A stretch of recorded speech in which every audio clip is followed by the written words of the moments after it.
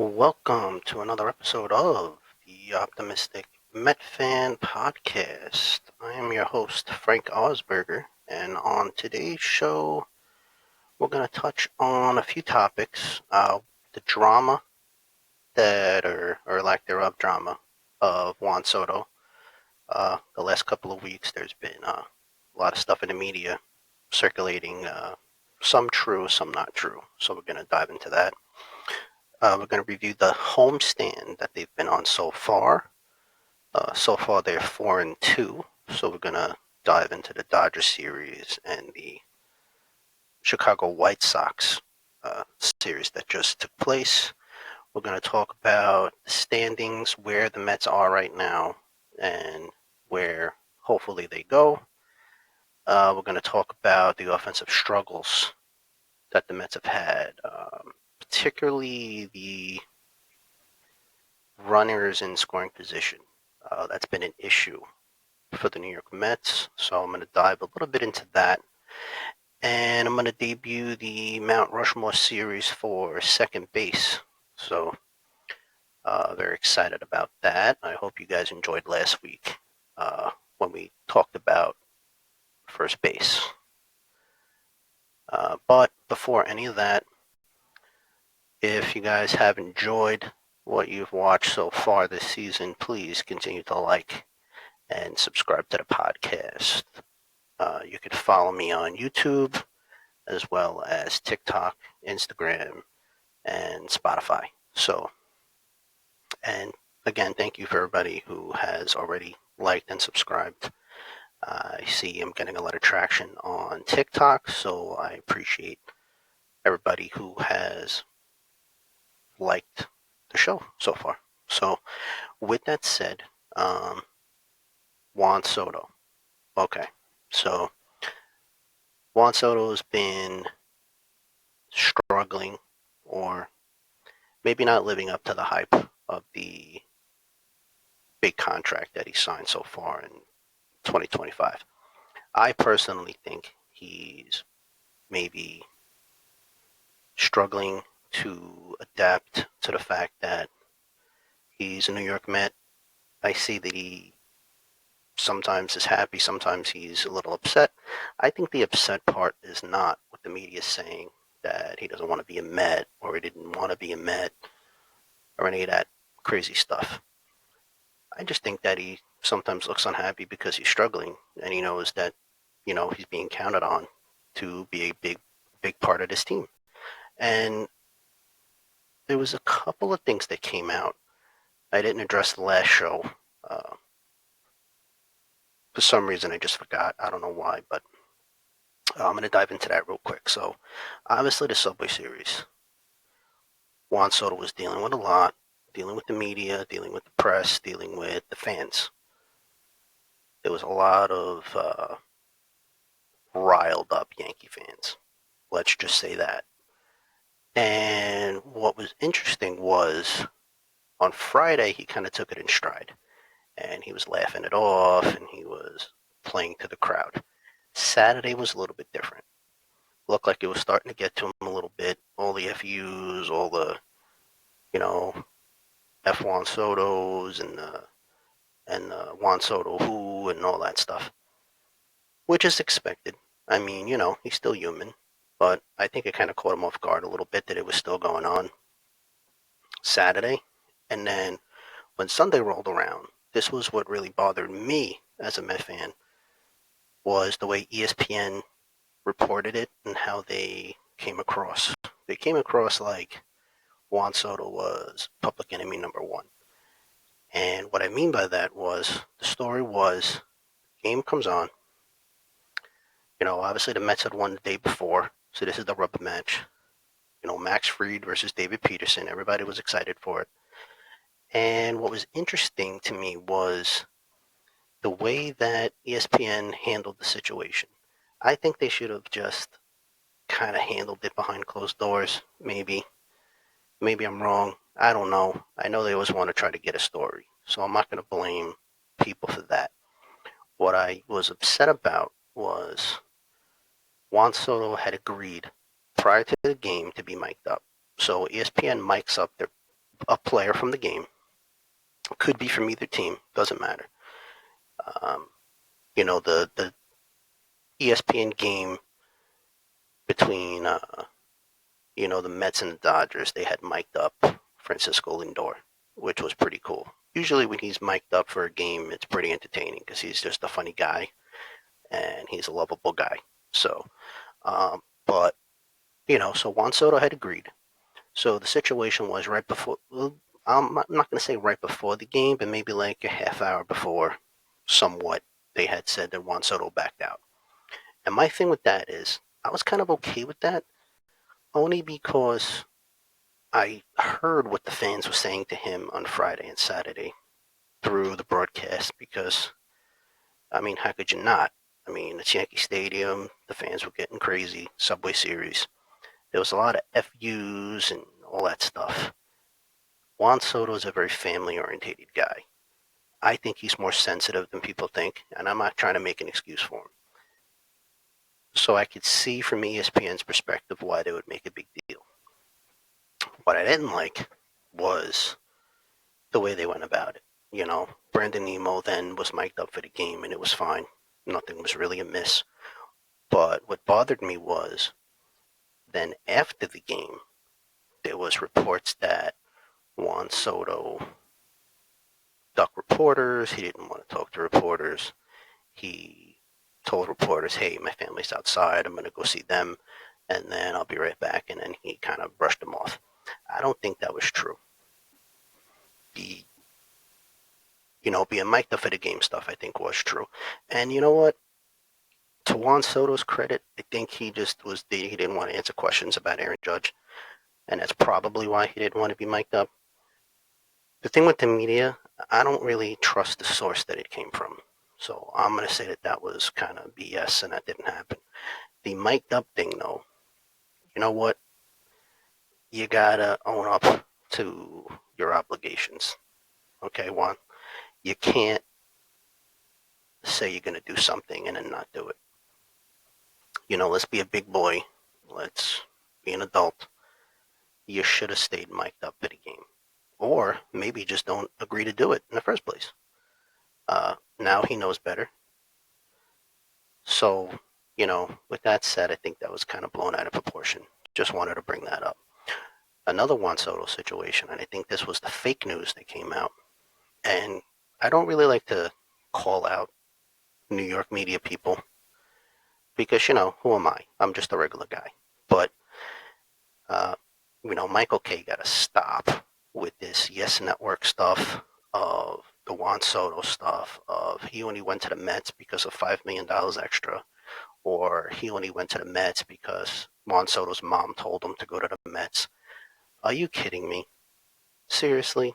You think that a grown-ass man who is a pro athlete, already has a World Series ring, was a World Series MVP, what else? Got the Yankees to the World Series on his back last year, okay? You think that guy just said, hey, mommy, I want to be a Yankee, but, I'll sign with the Mets because you said so? I don't think that's what it was. I think he got his family's input on who the better organization was and what was going to be better for him. But I don't think that, I want to be a Yankee, but mom's telling me to not be a Yankee. Come on.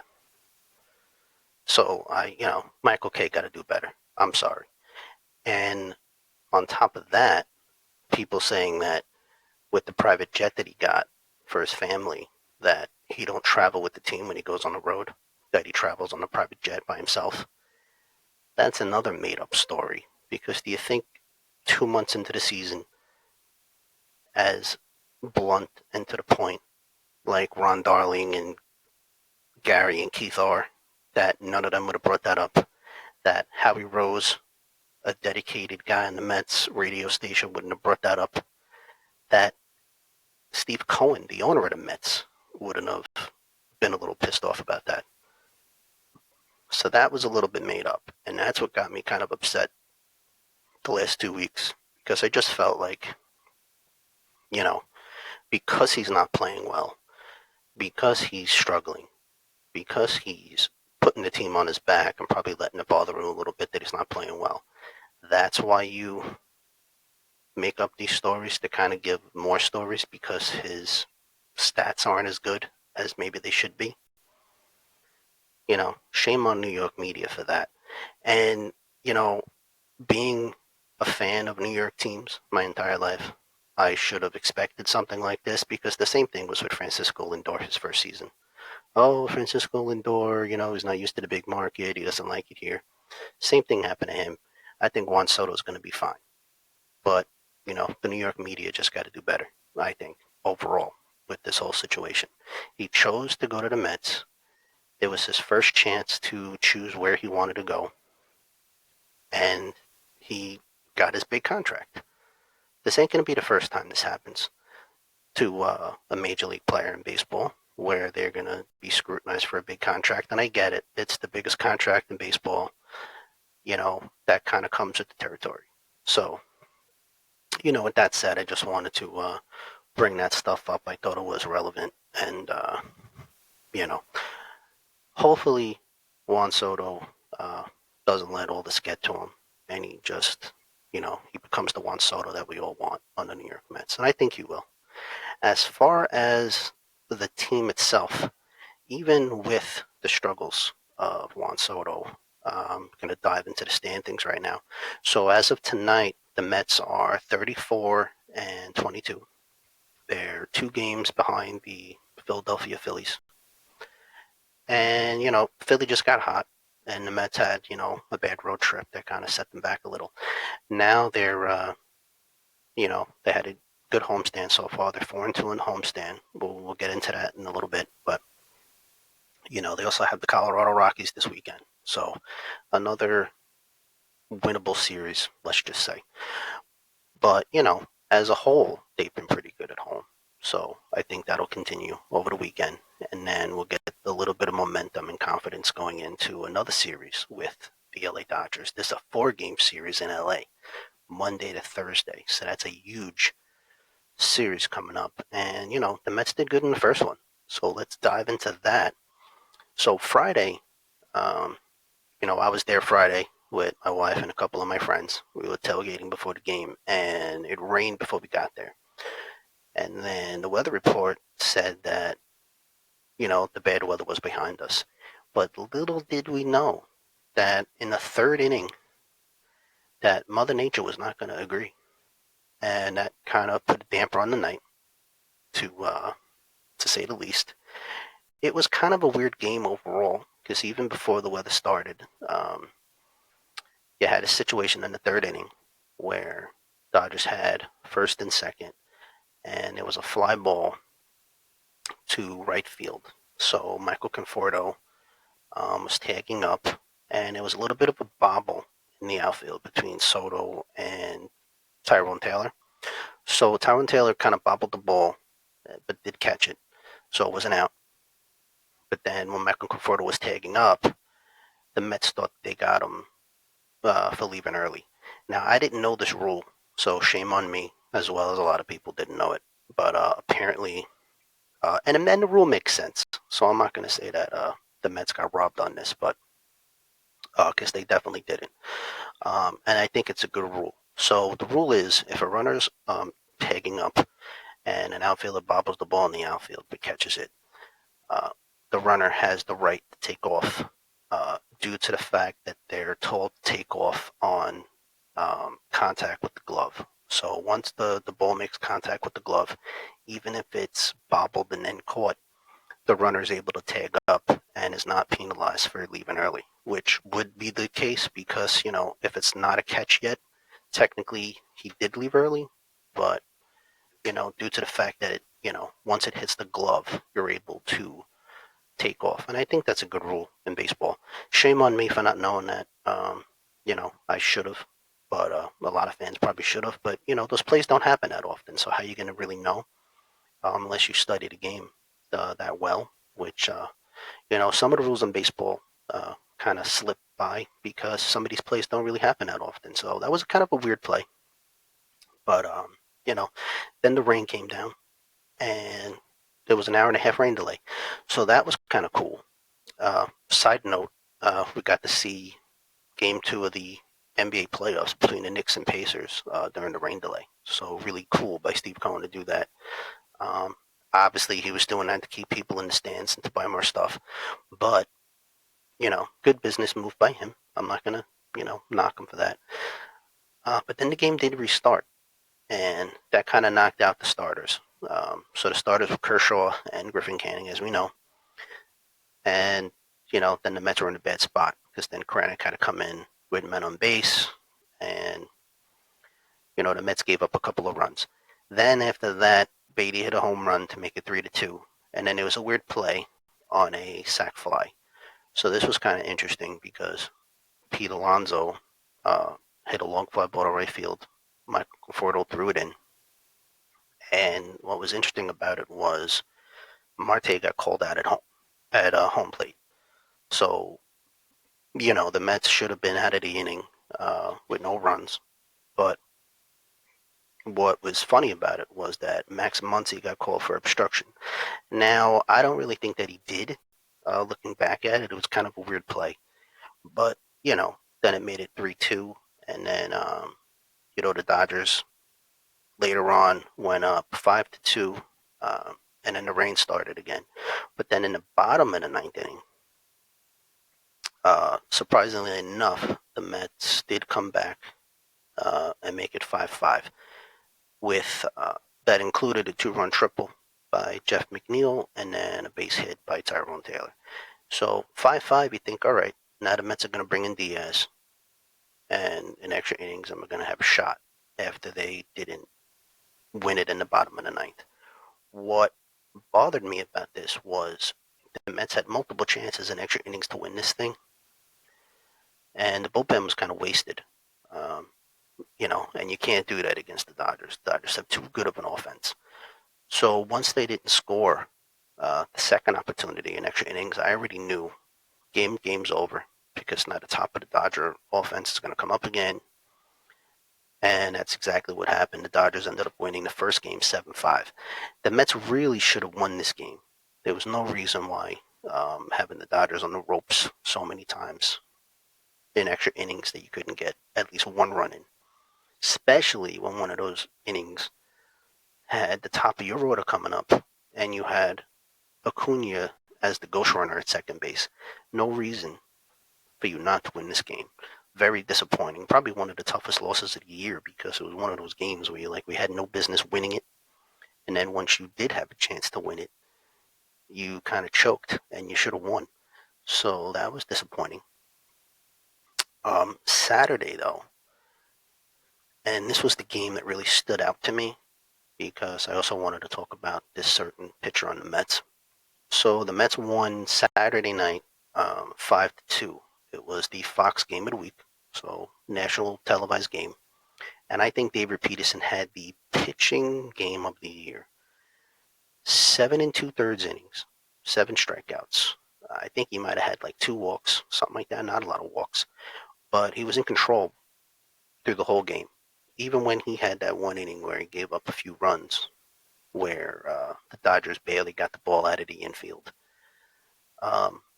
There was also one run that came in on a ground ball that was fouled off one of the Dodgers' shins, and the umpire missed it, didn't call it a foul ball. Heads up play by the catcher, Alvarez, to throw to first to get the out. So a run did come in there to make it 2-0. But after that, and even in that inning, I don't think that Peterson really struggled. So that was really good to see. What I loved about this game was Peterson just had them off balance all game. Talking about Ohtani and Freeman and Betts. Peterson has been one of the best Met pitchers, and I'm going to go into a couple of other starts that he had this year, just to kind of reiterate that, I think that he's becoming a big game pitcher. Because if you look at last season, all those games down the stretch in 2024, the one guy that kind of got forgotten, but the one guy that kept stepping up every single start was David Peterson. Again, even in the playoffs against the Brewers and against the Phillies, big time outs, big time innings that he had out of the bullpen. Just really shut down stuff, really showing that he could be counted on in a big spot. And just dating back this year, there was a few other games besides the Dodger game that, I thought he really stood out. Um, the Yankee game back on May 18th, Sunday Night Baseball against Max Fried, who right now you could argue is the, leader to win AL Cy Young of the Year this year, went toe to toe with the Yankees. Matched Max Fried. They both went 6 innings that game and only 2 runs scored. I mean, that's impressive. And, that was David Peterson again stepping up in a big spot in a big game against an awesome team like the Yankees. And then earlier in this season against the Phillies back in April 23rd, David Peterson, the Mets swept that series, but David Peterson went into the 6th inning, 5 1/3, shut down that Phillies lineup. So, again, uh, I just think that the Mets are in a good spot with their starting pitching. And David Peterson, I think, is one of the most underappreciated Mets starters. And, I'm calling it right now. I'm going to start calling him Big Game Peterson because, every single time they put him in against a good team, uh, you feel really good about it. So, you know, hopefully that starts getting Met fans excited. Maybe every time now we go to a game and David Peterson's pitching, you guys remember the nickname that I just gave him, Big Game Peterson. So, and you know what? Look at the year that he's having. I mean, the year speaks for itself. 10 games, 2.79 ERA. Just looking at my notes, 58 innings and 54 strikeouts. He does have a lot of no decisions, but that's because the Met offense doesn't always score for him. But he's 3-2, and I think he's going to have one heck of a year. Right now, besides Kodai Senga, I think he's our best starter. So, you know, fans could disagree with me, but I think David Peterson is one of the best Met starters that we have. Uh, Next off, you had Sunday. You had Alonso hit a 2-run home run, and the Mets winning 2 out of 3 against the Dodgers to take their first series against them. And it was a pretty impressive game also by Kodai Senga, who battled in that game, went into the 6th inning, but I think just ran out of gas. But again, the only thing he did was give up a solo home run to Ohtani to start it off. So again, Kodai Senga and David Peterson have really been good. Just to highlight again how good the pitching has been. But again, Pete Alonso finally hitting a home run, and he hit another home run in the White Sox series, which started off with a 2-1 win on Monday, highlighted by Lindor and Soto having sac flies. So again, the Mets not scoring a lot of runs, but scoring runs when they count, and just battling and getting wins. And especially at home, they've been doing that. Tuesday, they won 6-4, highlighted by a Pete Alonso home run and also by a home run by a new Met, Jared Young, who just came up in the minor leagues. So that was kind of cool that his first hit was a home run. I thought that was pretty awesome. And, we'll see what Young can do as the DH as the season goes on. I think that was a good call-up by the New York Mets. Lifelong minor league guy, 29 years old, got him. And, played for a couple teams before the Mets, but then the Mets got him. Another big pickup by David Stearns, I think, under the radar. Jared Young. So we'll see where that goes. Has a couple of hits. Hits the ball hard, and, is a good lefty bat to have until Jesse Winker comes back from injury. So, and then we did have a stinker on Wednesday, just to finish this little recap. Canning did not look good. Struggled from the first inning on. Really didn't look like he had good control of any of his pitches. And that was kind of surprising because that was the first time this year that he looked like he just didn't have it. Usually he looks a lot better. So that was a little disappointing. So my man, Griffin Canning, had his first bad start of the year. And the Met bats really, other than Mark Vientos hitting the 3-run home run, really didn't get the offense going either. So that wasn't good. So, credit the White Sox for getting a win in this series. Even though they're not a really good team, they they're still major leaguers, and they have some impressive young guys on that team. Vargas was one of the young guys on that team that I was pretty impressed with. So, you know, 4-2 so far in the homestand. And like I said, we have one more series at home against Colorado starting on Friday. And then we go to LA on the road, and then we go back to Colorado. So that'll be an interesting 10-game stretch starting on Friday. And let's see if the Mets can keep their winning ways up. They are 34-22, like I said, 12 games above 500 and 2 games behind the Phillies. So right now they're playing really great and a lot better than they did last year at this point. So I don't think that Met fans should be disappointed with the way that the Mets are playing right now. I'm certainly not disappointed, uh, just to be honest with you. One thing about the offense that I wanted to bring up before going to my next topic was runners in scoring position. Now, this is pretty startling that this is actually the actual stat that I'm going to read off to you guys. Really not good. They're the third worst in MLB right now in runners in scoring position with a team average of 212. It could be a lot worse because apparently Pete Alonso is batting like 320 or 330 with runners in scoring position. Everybody else stinks. And, you know, there's no other way to put it. When they get guys on base, it's like, everybody just gets scared and doesn't know what to do. Or they force the issue and try to hit a home run, or, I don't know what the heck they're doing with runners in scoring position, but it definitely has to change because even though the pitching is doing really well and holding us afloat the first 2 months, you can't expect to just keep winning games like this. You need to put the ball in play, at least get a sac fly in those situations.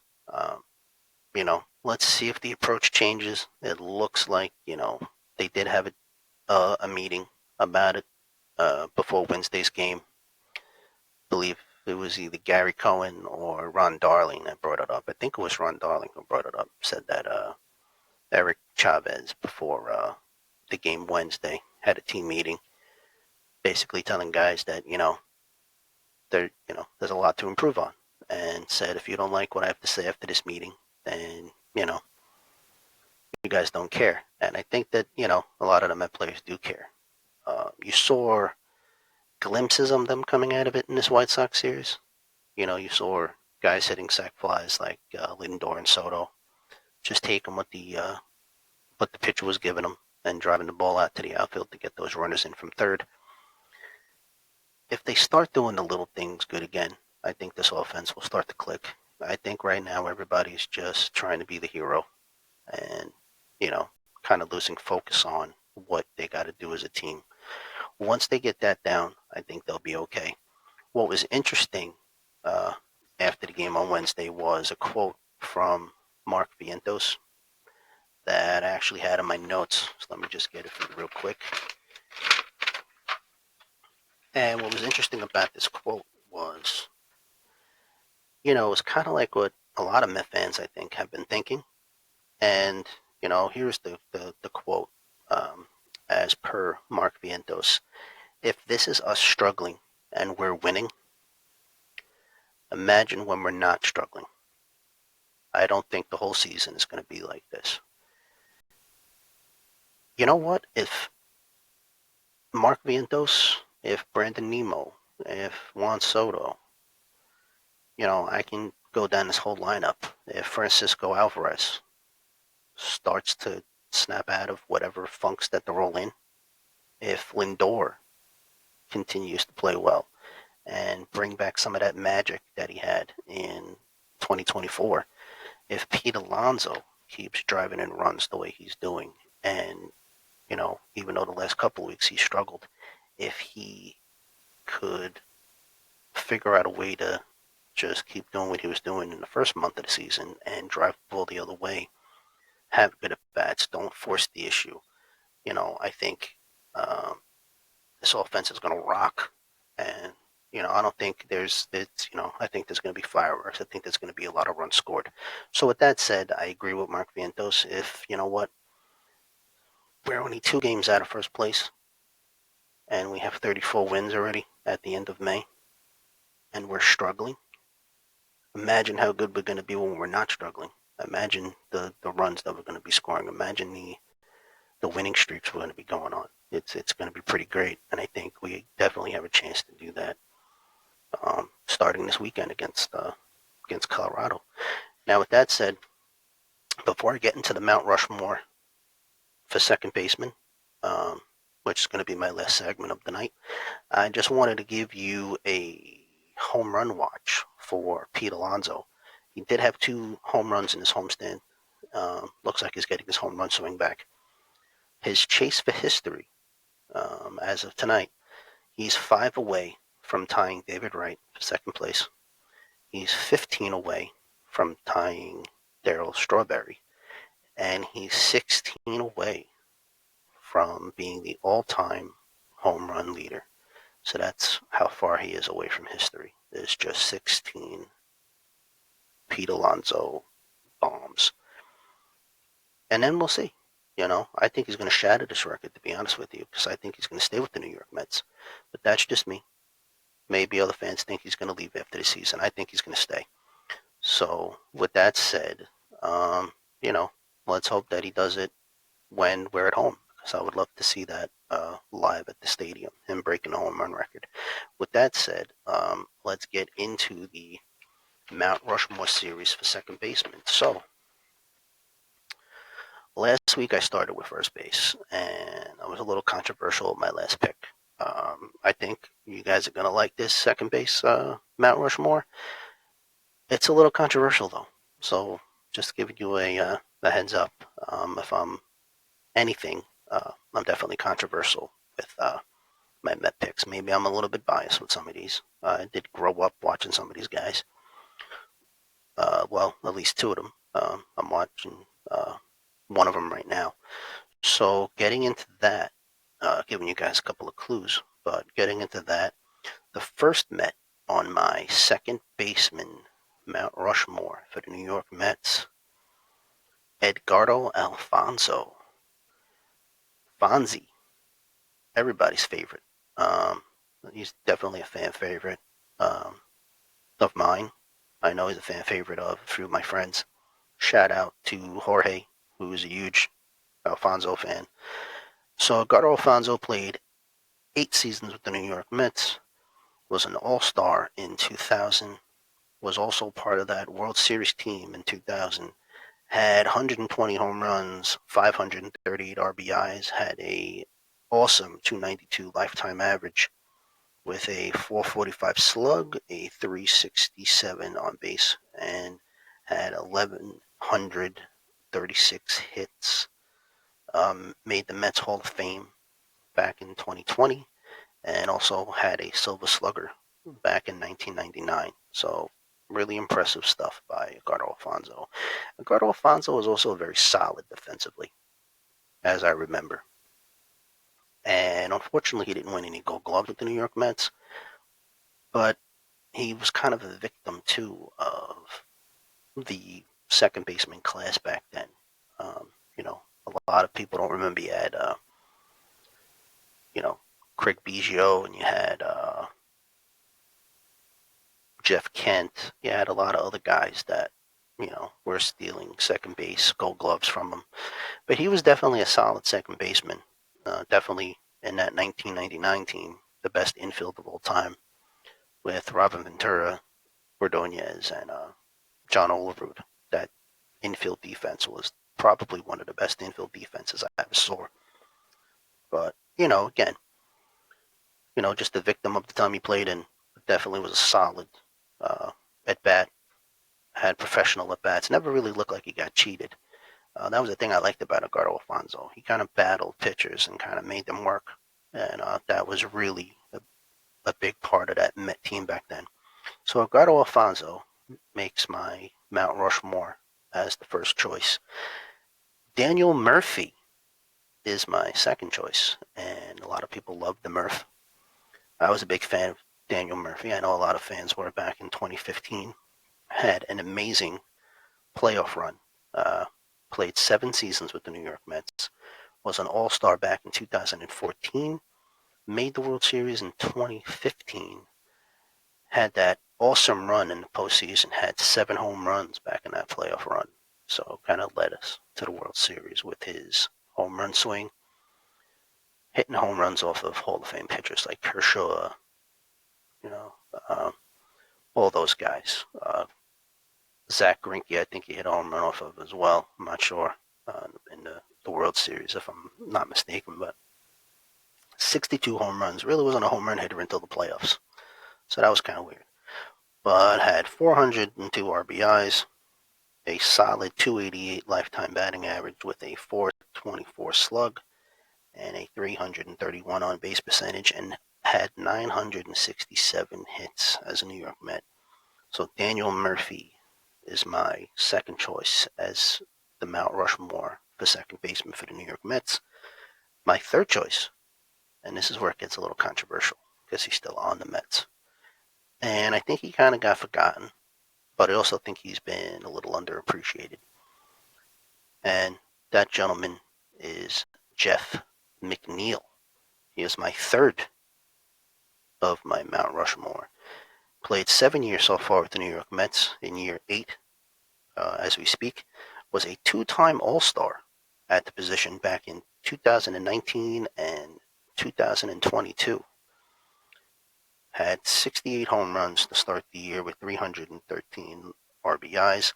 To start the year this year, he had a lifetime batting average with the New York Mets of 289, a slug of 430, and a 353 on base percentage, and had 822 hits at the start of the season. And he's having a pretty good year this year, too. But the thing with Jeff McNeil is he also had a batting title back in 2022, with a batting average of 326. And that was only a few years ago. So I really feel like he, being that the Met history is very short, I feel like he deserves to be on the Mount Rushmore second baseman because he's been very underappreciated as a New York Met and what he's done at second base. And really, I still think he has a lot left in the tank, and I think he's very underappreciated. So that was my main reason for putting him on this list. Plus, when you look at the other second baseman I had to choose from, I think he deserves to be on this list. Um, you know, with that said, the final person on my Mount Rushmore list is a definite fan favorite back in the day.